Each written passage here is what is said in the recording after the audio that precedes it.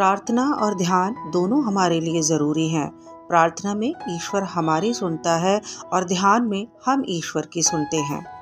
झुकना है तो उस ईश्वर के सामने झुको, वो तुम्हें फिर कभी किसी के सामने झुकने नहीं देगा। भीष्म पितामह ने श्री कृष्ण जी से पूछा, जल से पतला क्या है, भूमि से भारी कौन है, कौन अग्नि से तेज है और कौन है काजल से काला।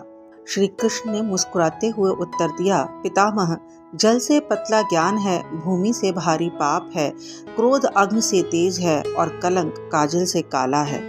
ईश्वर कहते हैं, उदास न हो, मैं तेरे साथ हूँ, सामने नहीं आसपास हूँ। पलकों को बंद कर दिल से याद कर, मैं कोई और नहीं तेरा विश्वास हूँ। भगवान भले ही देर से जवाब देते हैं, पर जब भी देते हैं लाजवाब देते हैं। मनुष्य और भगवान में एक बड़ा अंतर यह है कि मनुष्य देकर कभी नहीं भूलता और भगवान देकर कभी याद नहीं रखता।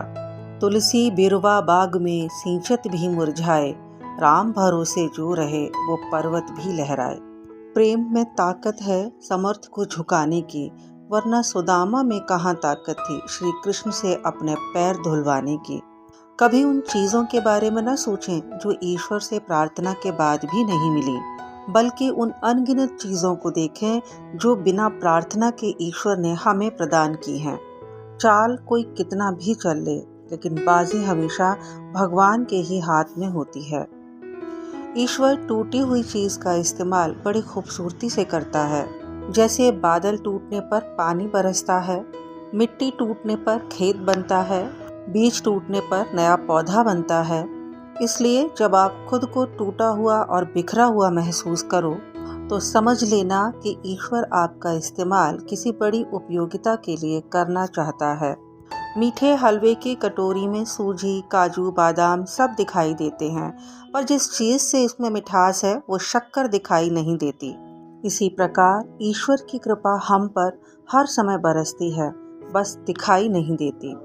हमेशा दूसरों का साथ दो, पता नहीं ये पुण्य जिंदगी में कब आपका साथ दे जाएं। किसी ने पूछा, जब कण कण में भगवान हैं तो तुम मंदिर क्यों जाते हो? देने वाले ने बहुत सुंदर जवाब दिया, हवा तो धूप में भी चलती है, पर आनंद और चैन छांव में बैठकर मिलता है। जीवन में परेशानियां चाहे कितनी बड़ी हों, चिंता करने से और बड़ी हो जाती हैं, खामोश होने से काफ़ी कम हो जाती हैं, सब्र करने से खत्म हो जाती हैं और ईश्वर का धन्यवाद करने से खुशियों में बदल जाती हैं।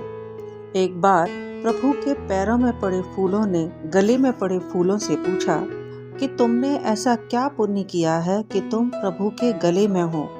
तब गले में पड़े फूलों ने कहा कि कलेजे में सुई का दर्द सहन किया है, तब यह सुख हासिल किया है। जैसे कक्षा में ली गई हर परीक्षा हमें अगली कक्षा तक पहुंचाने के लिए होती है, वैसे ही ईश्वर के द्वारा ली गई हर परीक्षा हमें जीवन के अगले मुकाम तक पहुंचाने के लिए होती है। ईश्वर में आस्था है तो उलझनों में भी रास्ता है। मैंने तोड़ दी वह माला यह सोचकर कि जो मुझे बिना गिने देता है, मैं गिनकर क्यों नाम लूं। कुछ रिश्ते भगवान इसलिए भी खराब कर देते हैं ताकि आगे चलकर हमारी जिंदगी खराब ना हो। फिर मिलेंगे दोस्तों अगली वीडियो के साथ। तब तक अपना ख्याल रखिए और हंसते रहिए, मुस्कुराते रहिए। राधे राधे।